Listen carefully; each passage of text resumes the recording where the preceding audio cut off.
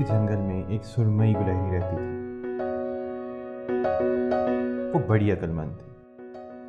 गर्मियों के मौसम में बहुत मेहनत से वो अपने लिए खाना जमा करती ताकि सर्दियों में वो आराम से खाना खा सके।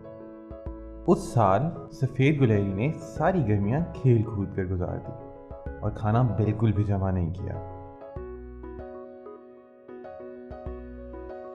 सर्दियां शुरू हो गईं। हर तरफ बर्फ़ ही बर्फ़ थी और कहीं भी कुछ खाने को मैसर नहीं था।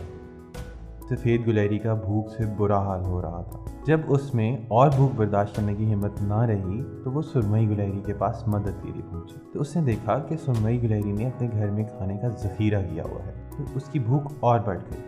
तुम क्या ढूंढ रही हो? सफ़ेद गुलहरी शर्मिंदा तो बहुत हुई, लेकिन भूख की वजह से उसने मजबूर होकर बोला, मुझे बहुत भूख लगी हुई है और मेरे पास खाने को कुछ नहीं है। सुरमई गुलहरी को पहले तो बहुत गुस्सा आया, क्योंकि उसने सारी गर्मियाँ उसे खेल कूद कर गुजारते हुए देखा था।